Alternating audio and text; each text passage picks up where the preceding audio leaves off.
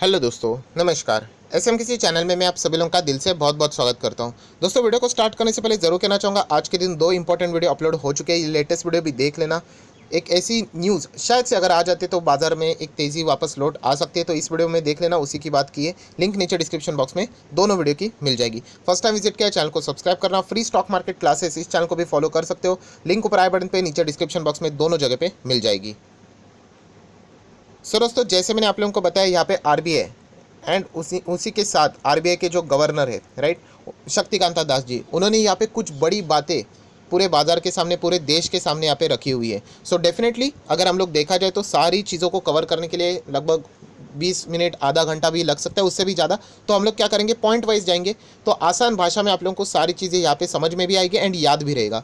सो दोस्तों, अगर हम लोग बात करें, ये देखिए सारी बातें जो बोली है आरबीआई गवर्नर ने यहाँ पे बोली है। तो सबसे पहली अगर हम लोग बात करें तो यहाँ पे जो ग्रोथ से रिलेटेड उनको सवाल पूछा गया, राइट, सवाल पूछा गया, मतलब उन्होंने इसका जवाब दिया। एंड उसी के साथ साथ जो लगातार कोविड के केसेस बढ़ रहे हैं, उससे रिलेटेड क्या इम्पैक्ट हो सकता है, इससे रिलेटेड बातें यहाँ पे की गई है। सो आप देख सकते हैं, रिजर्व बैंक ऑफ इंडिया के जो गवर्नर है शक्तिकांता दास जी, ऑन थर्सडे, आज ही के दिन की बात है, उन्होंने यहाँ पे बताई कि जो इकोनॉमिक एक्टिविटी रहेगी वो यहाँ पे कंटिन्यू रहने वाली है। मतलब इवन दो अगर कोरोना के केसेस कितने भी बढ़े, उन्होंने कहा है कि यहाँ पे जो लॉकडाउन की बातें हो रही है नेशन वाइड, वो यहाँ पे इम्प्रैक्टिकेबल है, ऐसा उनको यहाँ पे लगता है।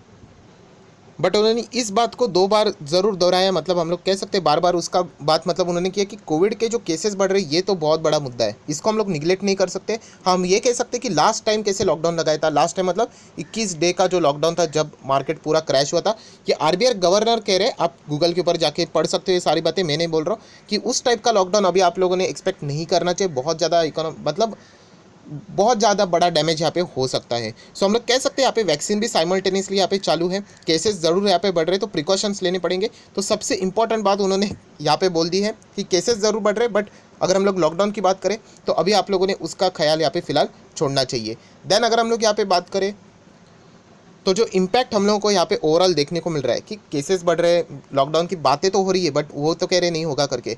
सो यहाँ पे ग्रोथ रेट में कोई चेंज होगा क्या, क्योंकि आरबीआई ने इसके पहले एक्सपेक्टेशन रखा था 10.5% का फिजिकल ईयर 21-22 के लिए। तो उन्होंने बताया आरबीआई ने कि वो जो एक्सपेक्टेशन उन्होंने रखे थे बिल्कुल सेम ही उन्होंने यहाँ पे रखा हुआ है, कोई भी चेंजेस यहाँ पे नहीं किए हैं। सो पहली जो बात थी, यहाँ पे ज़बरदस्त एक हम लोगों को खबर देखने को मिली कि आरबीआई गवर्नर के हिसाब से यहाँ पे कोई भी लॉकडाउन फर्दर यहाँ पे नहीं लगेगा। एंड सेकंड, जो ग्रोथ है वो कंटिन्यू रहने वाली इकोनॉमी में, एंड 10.5% का जो एस्टिमेशन था वो यहाँ पे अपना बरकरार रखने वाले हैं। देन जो नेक्स्ट यहाँ पे बातें आरबीआई गवर्नर जी ने यहाँ पे की है, वो है पीएसबी के, मतलब सरकारी बैंक का प्राइवेटाइजेशन से रिलेटेड।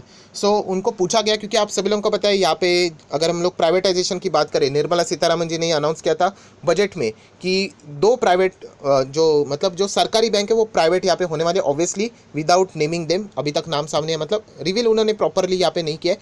सो इसी से रिलेटेड अगर हम लोग बात करें तो आप लोगों को पता है नेशन वाइड स्ट्राइक भी हम लोग को यहाँ पे देखने को मिली थी, राइट। एंड इसी से रिलेटेड उनको यहाँ पे सवाल पूछा गया, तो उन्होंने कहा है कि उनका जो प्रोसेस है प्राइवेटाइजेशन से रिलेटेड, सरकार जो करना चाहती है वो ऑन प्रोसेस है एंड ऑन फॉरवर्ड हम लोग को यहाँ पे देखने को यहाँ पे मिल रहा है। सो डेफिनेटली आरबीआई की ओर से भी हम लोग को यहाँ पे हरी झंडी देखने को यहाँ पे मिल रही है। आप देख सकते हैं, we are under the discussion with the government on a privatisation of the PSB, the process will go forward.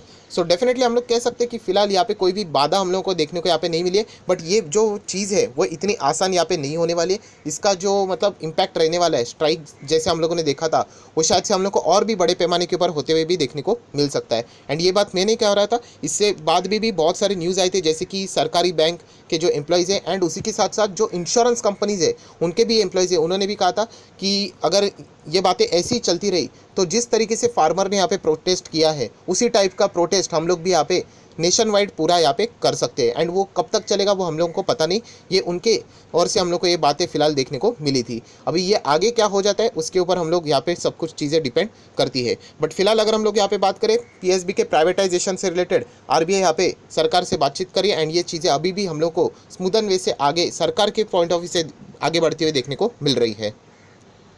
सो दोस्तों, अभी हम लोग आ जाते हैं यहाँ पे थर्ड इंपॉर्टेंट पॉइंट के ऊपर, जहाँ पे बात की गई थी क्रिप्टो करेंसी से रिलेटेड। आप सभी लोग पता है बिटकॉइन का फैड कुछ बहुत ही ज़्यादा यहाँ पे बढ़ चुका है। बिटकॉइन अभी भी कहना चाहूँगा यहाँ पे अगर हम लोग बात करें उसका बैक, मतलब हम लोग बोलते हैं ना उसका बेस एग्जैक्टली क्या है वो किसी को भी यहाँ पे नहीं पता है। सिर्फ अगर हम लोग कहें कि लिमिटेड स्टॉक कैसे रहते हैं, इसीलिए उसका डिमांड बढ़ते चला जाता है। हाँ, हम लोग यहाँ पे कह सकते हैं कि चेन हम लोग को वहाँ पे ब्लॉकचेन जैसी चीज़ें हम लोग को वहाँ पे एक सिक्योरिटी ज़रूर प्रोवाइड करती है, बट स्टिल सरकार की ओर से अगर कोई इसकी जिम्मेदारी अगर नहीं लेता है तो उसमें निवेश करना अभी भी रिस्की यहाँ पे फिलहाल देखने को मिल रहा है। सो बिटकॉइन से रिलेटेड, बिटकॉइन तो नहीं बोलना चाहिए, क्रिप्टो करेंसी, क्योंकि बहुत सारे क्रिप्टो करेंसीज देखने को मिलते हैं, उसमें बिटकॉइन सबसे ज़्यादा पॉपुलर देखने को फिलहाल मिल रहा है। सो इससे रिलेटेड अगर हम लोग यहाँ पे बात करें तो शक्तिकांता दास जी ने कुछ यहाँ पे पॉइंट्स बोले हैं। तो सबसे पहले अगर हम लोग यहाँ पे बात करें तो उन्होंने कहा कि सरकार के साथ मतलब ये जो फिलहाल मैटर यहाँ पे है क्रिप्टो करेंसी का, सो फिलहाल यहाँ पे बातचीत चल रही है। ये मैटर अभी भी अंडर एग्जामिनेशन में हम लोग को यहाँ पे देखने को मिल रहा है। उसी के साथ साथ अगर हम लोग यहाँ पे बात करें, एक बीच में अफवाह भी आई थी कि आरबीआई वर्सेस सरकार यहाँ पे कॉन्फ्लिक्ट चल रहा है करके क्रिप्टो करेंसी को लेके। सो उन्होंने सीधा सीधा बोल दिया कि there is no difference of opinion between RBI and government on a crypto currencies. बीच में ऐसे एक अफवाह आई थी कि एक पार्टी मतलब हम कह सकते हैं आरबीआई या फिर गवर्नमेंट क्रिप्टो करेंसीज को सपोर्ट कर रहे हैं एंड बाकी नहीं। बट शक्तिकांता दास जी ने क्लियर इसके ऊपर मतलब एक्सप्लेनेशन दे दिया कि ऐसी कोई भी बात नहीं है। दोनों पार्टी की अगर हम लोग बात करें, पार्टी मतलब आरबीआई की बात करें एंड सरकार की बात करें, तो उनका सिर्फ मकसद एक ही है कि फाइनेंशियल स्टेबिलिटी, ये उसके ऊपर वो टारगेट यहाँ पे कर रहे हैं। तो इससे रिलेटेड वो अभी भी वो कह रहे हैं कि अंडर एग्जामिनेशन ये सारी चीज़ें यहाँ पे चल रही है, मैटर अभी भी, जब भी मैं मतलब इसका आउटकम जो भी आएगा तब वो यहाँ पे ऑफिशियली अनाउंस यहाँ पे कर देंगे। सो क्रिप्टो करेंसी से रिलेटेड उन्होंने कोई भी नेगेटिव स्टेटमेंट तो फिलहाल नहीं किया है एंड ना तो कोई पॉजिटिव स्टेटमेंट किया है। अभी भी कह रहे हैं वो कि सरकार एंड आरबीआई इसके ऊपर यहाँ पे काम कर रही है। देन दोस्तों अगर हम लोग बात करें तो यहाँ पे अगर हम लोग कह सकते हैं कि नए इनोवेशन से रिलेटेड यहाँ पे बात हुई थी। उसी के साथ साथ अगर हम लोग बात करें टेक्नोलॉजी से रिलेटेड भी यहाँ पे बात चल रही थी कि टेक्नोलॉजी में इतना भी बदलाव नहीं होना चाहिए कि बहुत ज़्यादा यहाँ पे प्रॉब्लम खड़ा हो जाए। बट आप सभी लोगों को पता है यहाँ पे आगे बढ़ने के लिए टेक्नोलॉजी जो नए इनोवेशन जो इनोवेटिव जो टेक्नोलॉजी रहती है उसको आपको एडॉप्ट यहाँ पे ज़रूर करना पड़ेगा। फिलहाल की अगर हम लोग यहाँ पे बात करें तो शक्तिकांता दास जी ने यहाँ पे बोल दिया RBI process 274 crore digital transaction to provide direct benefit transfer to people and most of these were during the pandemic. So already अगर देखा जाए तो बैंकिंग सिस्टम ऑलरेडी टेक्नोलॉजी से रिलेटेड, इनोवेशन से रिलेटेड अच्छा काम यहाँ पे कर रही है, बट स्टिल उसको अगर नेक्स्ट लेवल पे लेके जाना है तो उसके लिए और भी यहाँ पे मतलब ज़रूरत यहाँ पे पड़ने वाली है। एंड इसमें सबसे ज़्यादा अगर कोई इंपॉर्टेंट रोल प्ले करने वाला है तो ऑब्वियसली वो आईटी सेक्टर यहाँ पे इंपॉर्टेंट रोल यहाँ पे प्ले कर सकता है। सो एक बेसिक का भी हम लोग यहाँ पे कह सकते हैं एक इंपॉर्टेंट अपडेट हम लोग को यहाँ पे देखने को मिल चुका है। सो दोस्तों जितने भी इंपॉर्टेंट बातें थी वो मैंने आपको हाईलाइट के फॉर्म में यहाँ पे बता दी। ये 8 से 10 मिनट में ही पूरा वीडियो यहाँ पे कवर हो चुका है। आप लोग खुद गूगल के ऊपर जाके ये सारी चीज़ें यहाँ पे पढ़ सकते हो, जहाँ पे एक एक पॉइंट कवर किया है। जैसे कि लॉकडाउन से रिलेटेड मैंने बातें पहली कवर की थी, वो भी यहाँ पे बताई गई है। उसी के साथ साथ जीडीपी की ग्रोथ में भी उन्होंने सेम मतलब कांस्टेंट रखा है, वो भी बातें मैंने कवर की है। उसी के साथ साथ अगर हम लोग बात करें प्राइवेटाइजेशन से रिलेटेड, इससे रिलेटेड भी इस वीडियो में मैंने आपको बात बता दी। उसी के साथ साथ जो केसेस बढ़ रहे हैं ये भी हम लोगों ने पहला पॉइंट में कवर किया, रिपीट हो रहा है ये।